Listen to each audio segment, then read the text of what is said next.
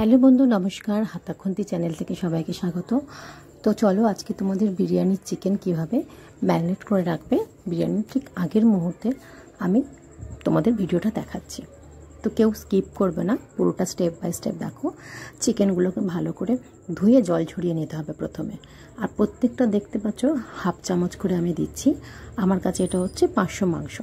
500 গ্রাম মাংসতে আমি আদা, রসুন, পেঁয়াজ বাটা আর নুন, চিনি, ধনে গুঁড়ো, জিরে গুঁড়ো, লঙ্কা গুঁড়ো, হলুদ গুঁড়ো এবং গরম মশলা গুঁড়ো প্রত্যেকটা উপকরণ দেখো দিয়ে দিলাম।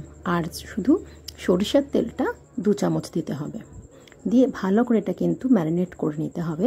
ম্যারিনেট করতে হবে মানে ভালো করে মাখিয়ে নাও, প্রত্যেকটা চিকেনের গায়ে যেন মশলাগুলো একদম লেপটে থাকে। এরকম কোনো চিকেন না থাকে যেটার মধ্যে গায়ে মশলা লেগে নেই। তো সেই অবস্থায় তোমরা ভালো করে চিকেনটাকে ভালো করে ম্যারিনেট করে রেখে এইভাবে 10 মিনিট রাখতে হবে। তারপরে 10 মিনিট রাখার পরে তারপরে তোমরা ফেটিয়ে রাখা ভালো করে মিহিন করে দই ফেটিয়ে রেখে সেই দই তোমাকে দিয়ে দিতে হবে। প্রায় 50 গ্রাম মতোই দই দিতে হবে। দইটা একটু বেশি দিতে হবে, মানে বড় চামচে 4 চামচ দিতেই হবে। তো সেই দইটা দিয়েও আবার ভালো করে ম্যারিনেট করে রাখতে হবে এবং ম্যারিনেট করে ভালো করে মেখে তোমাকে ঢাকা দিয়ে রাখতে হবে একটা।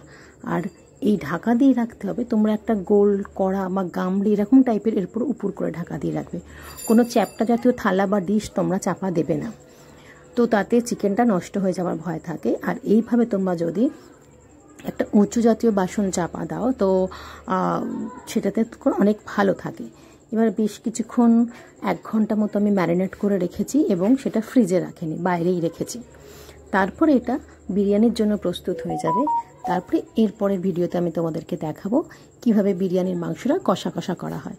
তো বন্ধু চলো, অবশ্যই শেয়ার